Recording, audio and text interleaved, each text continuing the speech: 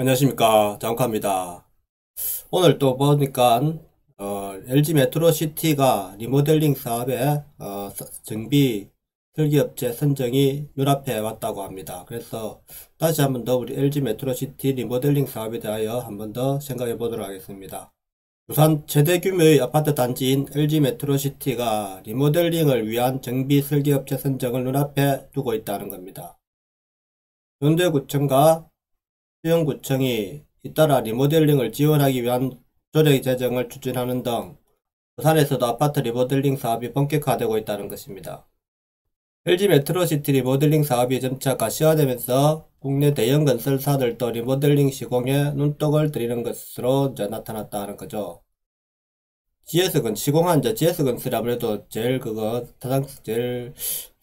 가능성이 있겠죠, 그죠? 추진위는 설계업체를 선정하면 정비 설계업체와 함께 리모델링 설계안과 대략적인 가구별 분담금안을 마련해 조합 설립 절차에 들어간다. 이게 분담금이 얼마에 나오는가, 그게 제일 중요하죠. 그죠? 분담금. 올해 말까지 입주민 3분의 2 동의를 얻어내 연초 관할구청에 조합 설립 신청하고 내년 중에 시공사를 선정할 계획이다. 주민 부담을 최소화하기 위해선 수평정축, 일동정축과 함께 최고 3계층까지 올리는 수직정축까지 추진하는 것이 가장 이상적이다. 그러나 정부가 안전성 등을 이유로 수직정축 추진엔 제동을 걸고 있는 상황이어서 조합은 다양한 가설기안을 마련할 예정이다. 수직정축은 조금 하면은 위험성이 있겠죠, 그죠? 조합 설립 추진위원장은 수직정축을 포함한 안을 포함해 34가지 안을 마련해 주민들로부터 조합 설립 동의서를 받을 계획이라고 말했다. 근데 좀, 이 19년, 20년도 안 된 아파트인데, 벌써 모델링 해야 되는지 모르겠는데, 하여튼 제일 먼저 지금 추진하고 있죠, 부산시에서. 잘 돼가지고, 뭔가 획기적인 변화가 있으면 좋겠는데, 어떻게 될지 모르겠습니다, 아직까지, 그죠? 2001년부터 2004년 준공된 LG 메트로시티는 지하 3층에서 지상 25층 공동주택 80동, 7,374가구의 부산지역 최대 규모의 아파트 단지다는 겁니다. 이걸 허물고 재건축하면은 상당히 가치가 있을 건데, 저는 리모델링 했을 때는 가치가 그렇게 많이 높아지진 않을 걸로 봅니다. 제가 볼 때는.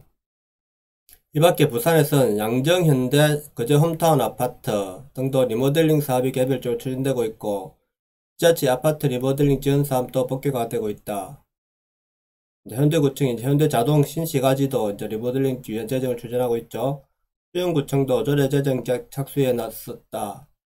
부산시의회 차원에서 부산시와 함께 조례 제정과 계획 수립을 나섰다. 올해 말께 부산시에서 리모델링 지원 기본 계획안이 수립되면 구별로 본격적인 지원을 나선다. 구청 맞죠? 이게 한 20층 이상 되는 아파트들은 이렇게 리모델링 한다는 건데, 그 당시 LG 메트로 이후부터 25층짜리를 짓기 시작했죠, 그죠? 그래서 이런 아파트들은 보통 재건축하면은 비용이 더 많이 든다고 이제 판단하고 리모델링을 하는 것 같아요, 그죠? 현대 그린시티엔 준공 20년이 넘는 아파트만 374개 동 29,000여 가구로 전체 주택의 92%를 차지하고 있다. 상당히 많죠, 그죠? 부산에는. 현대구청의 지원사업이 본격화되면 리모델링에 뛰어드는 단지가 크게 늘 것으로 전망된다. 근데 서울에는 아직 리모델링 이렇게 하는 업체가 없는데, 아파트가 없는데, 부산에만 지금 리모델링 바람이 지금 불었죠, 그죠? 왜 그런지 모르겠어요, 부산에는. 이게 가격이 낮아서 그런가? 리모델링은 아파트를 허물고 새로 짓는 재건축과 달리 기존 건물 골격을 그대로 두고 전개축하는 방식이다. 가구수가 별로 늘어나진 않지만 재건축이 사실상 불가능한 단지나 주거 환경 개선에 따른 집값 상승을 기대하는 단지를 중심으로 대안으로 차츰 주목받고 있다. 근데 이게 자기 돈을 내고 리모델링 하는 건데, 그 자기 돈 낸 거에 조금은 덜겠죠, 조금. 근데 그렇게 많이 상승하진 않나 말입니다. 이게 재건축은 조합 설립에 필요한 주민 동의율을 75% 이상인 반면, 리모델링은 66.7% 이상이면 사업 착수 가능하다. 근데 이렇게 추진하는 목적은 저는 이제 주민들 의견보다는 조합에서 좀 빨리 해가지고 어떤 이권을 챙기려는 이런 생각도 있을 겁니다. 조합장들이 그래서 부산은 이런 그런 쪽에 자꾸, 조합장들의 그저, 이게, 어떤 알력 싸움이 리모델링을 추진하지 않느냐 생각입니다. 재건축의 경우, 가능연한이 준공 후 30년 이상이지만 리모델링은 절반인 15년 이상에 불과하다. 전국에 리모델링을 하는 단지는 50내고 4만여 가구에 달한다.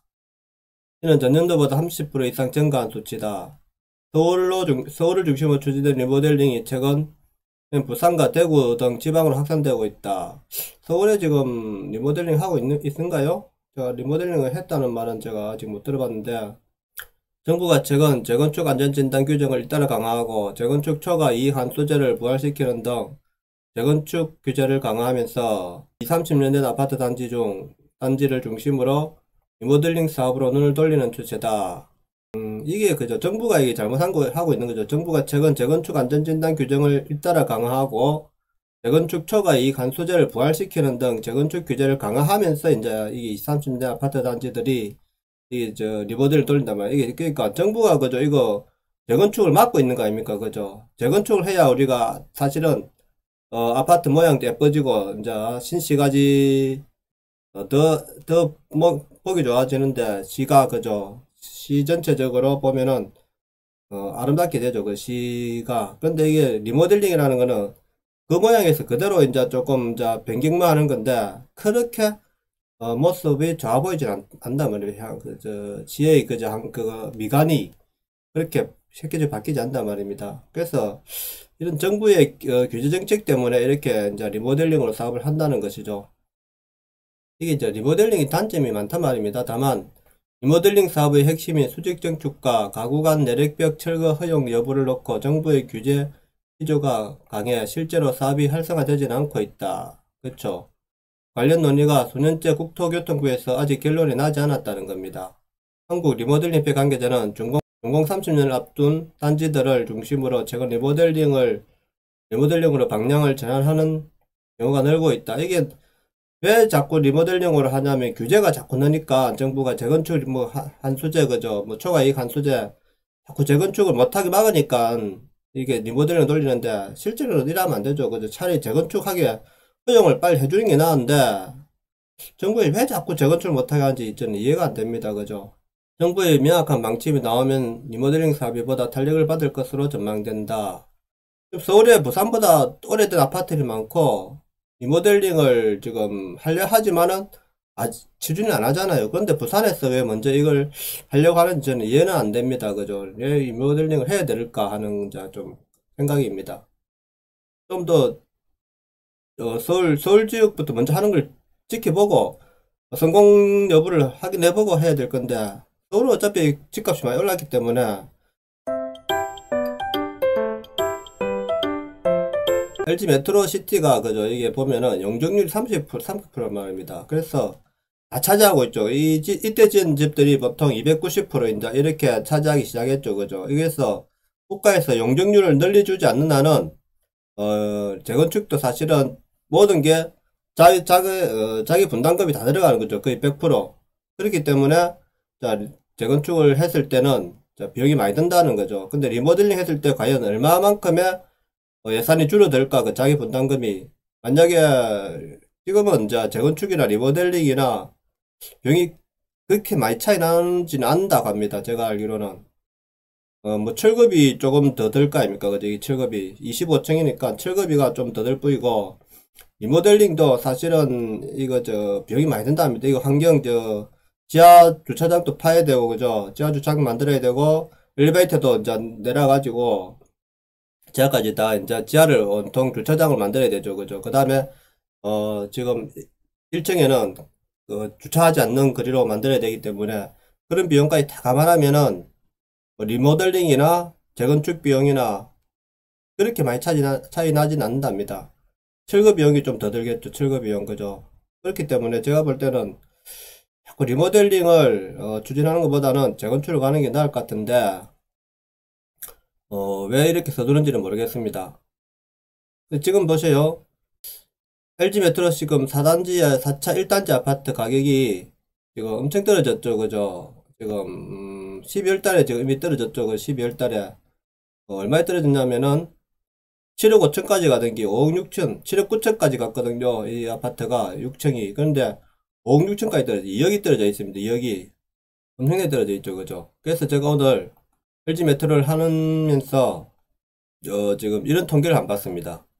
부산에 지금 실거래가 변동을 작년 11월 기준으로 2020년 11월 기준으로 2021년 오늘 현재까지의 실거래 가격 변동을 봤는데 상당히 지금 마이너스 난 부분이 많습니다. 그걸 한번 쭉 살펴보겠습니다. LG 메트로가 지금 마이너스 15.1%, 그 다음에 이 파란색이 파란 원이 클수록 이제 많이 떨어졌다는 거거든요. 이렇게 17% 떨어지는 데도 있고 쭉 지나가면서 보겠습니다. 뭐 이게 14%막 파란 데가 지금 떨어진 데 엄청 많죠. 작년 11월 기준으로 보니까 물론 오른 데도 있지만은 떨어진 데도 많다는 겁니다. 이렇게 하락한 데가 하락이 많다는 거는 자 받쳐줄 잠재 수요가 지금 부산에는 상승 요소가 사라지고 있다는 겁니다. 물론 양극화가 되고 있다고 해서 계속 양극화를 주장하시는 분도 있을 건데 전체적인 시장이 안 받쳐주는데 한 지역만 일부 계속 오를 수는 없단 말입니다. 그죠? 이렇게 보면은 지금 여기도 보면은 엄청 떨어졌죠. 그죠? 이렇게 28%까지 떨어진 아파트도 있고 입주도 나쁘진 않단 말입니다. 이런 데도 이 아파트 또 24%, 물론 이제 조금 온천 44% 마이너스 이런 아파트 상당히 많습니다. 지금 현재 현대 쪽으로 가볼까요? 금정구 수동이고 자 여기로 이제 가보겠습니다. 한승기리면시 마이너스 19%, 얼마 전까지 엄청 올랐는데 반년 현대그린 23.2%, 여기는 지금 전멸입니다. 그죠? 전멸. 얼마 전까지만 해도 가격이 올라갔고 막 하더만은 지금 난리치더만은 지금 다 떨어지고 있습니다. 그죠? 여기가 왜 오른지 이해가 안 되더라고 이쪽에. 그죠? 센텀표 1차도 지금 마이너스 6%까지 떨어졌네요. 자 여기 센터파크 2차도 마이너스 9.4%, 마이너스 4.8% 떨어지고 있습니다. 그죠? 센텀 센스빌도 지금 떨어지고 있고 지금 구축 위주로 이제 구축 손을 해갖고 계속 떨어지고 있습니다. 그죠? 그러면은 신축도 안 된다 이거죠. 못 따라간다 이거죠. 이거는 어떻습니까? 센텀 마리나 8.8%, 경동 라인 마이너스 3.6%, 위치가 이제 먼저 안 좋은 부터 떨어지겠죠. 대우마이너스 3차 마이너스 10%, 현대 경동 4.9%다 떨어지고 있죠. 그죠? 찬양수 자인 마린 18%, 마이너스 18%, 경동 제이드 마이너스 14%, 대우마이너스 2차 6.3%, 하이저빌 자 보세요. 엄청 떨어져 있습니다. 지금 파란색이 앞으로 더 이제 커질 겁니다. 파란색이 그죠? 13% 두산 2차 지금 자동도 엄청 떨어지고 있죠. 그죠? 근데 대림 아크로빌 아크로텔 뭐 아파트 뭐 다 특색이 다 있겠지만 떨어진 아파트들에 대해서 그래도 그만큼 떨어지고 있다는 것은 그만큼 부산의 아파트 시장이 상당히 안 좋다는 겁니다. 그죠? 현대 힐스테이트 위버 10% 마이너스. 전에는 뭐 얼마 전까지 작년까지만 해도 11달까지 해도 엄청 오른다고 막 난리친 아파트들인데 지금 벌써 이렇게 시장이 엄청 지금 내려앉고 있죠. 그죠? 동네 수영 쪽으로 가면 비치텔, 이즈타운, 그 다음에 여기 뭐 전철역 주변에도 그죠? 흡성 엠파이어, 광안, 센텀 스카이뷰, 백근 네오레, 흡진태양 마이너스 6%. 자 보세요. 대우 힐스테이트 프로지오, 주상복합, 웨이브빌, 베르디하우스 난리 났습니다. 그죠? 대형 자 이렇게 돌아왔는데 저는 그런 생각합니다. 이거 LG 메트로가 그러면은 리모델링 해가지고 이게 한 제가 생각에는 30평대 기준으로 30평대 기준으로 6억인데 6억 8천인데 6억 8천에서 제가 볼 때 한 10%는 늘 수 있단 말입니다. 10%. 그러면은 별도로 지어야 되는데 별도로 이제 동을 올릴 수도 없다 아닙니까? 그죠? 동을 올릴 수 없으니까 그럼 수평 정축을 하면은 평수만 늘어나겠죠. 그죠? 그러면 온전히 자기 평수 늘어나면은 리모델링 비용은 자기가 분담을 다 해야 된다는 겁니다. 평수만 좀 늘어날 뿐이고 그랬을 때 만약에 같은 평수가 한 3억을 든단 말입니다. 그러면은 평당 리모델링 비가 그러면은 평당 1,000만원 정도 드니까 3억이 든다 싶 보면은 9억 8,500, 10억이 된단 말입니다. 이게 리모델링 후에 32평이 10억이 돼야 되는데 과연 10억에 팔릴 거냐 하는 겁니다. 제가 볼 때. 물론 이제 자기가 자기 집을 제 집처럼 꾸며갖고 이제 우리가 리모델링이라는 거는 자기 집을 깨끗하게 이제 해가지고 산다는, 자기 돈 들여서 산다는 거죠. 의미는. 근데 그 가격이 그만큼 받을 수 있을까 하는 이제 그죠. 물론 이제 10% 정도 늘어나니까 평수가 32평은 35평이 되겠죠. 35평 그죠. 35평이 되는데 그만큼 이제 그러면 이제 주변에 공간도 좁아지죠. 그죠. 이게 단지 사이가 리모델링 해가지고 그만한 가치를 받을 수는 없을 것 같습니다. 하지만 자기 만족으로 살아야죠. 그죠. 오래된 아파트를 깨끗하게 이제 해가 수리해가 산다. 일반 내부 수리만 하면 우리가 평당 한 150 그죠. 하면 되는데 이거 리모델링 단지 전체를 리모델링 하는 거는 지하 주차장 넣고 이런 까지 다 포함되기 때문에 좀 많이 든단 말입니다. 그렇기 때문에 재건축 비용하고 그렇게 차이는 안 난다고 제가 알고 있거든요. 근데 부산은 좀 저렴하게 하겠죠. 좀 저렴하게 해갖고 뭐 평당 뭐 800만원대 한다 뭐 이렇게 했을 때 과연 가치를 그만한 가치를 인정받을 수 있겠냐는 겁니다.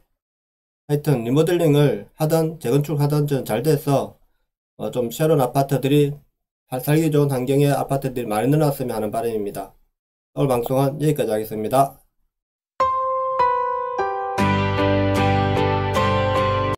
내용이 좋았다면 구독, 좋아요 부탁드립니다. 감사합니다.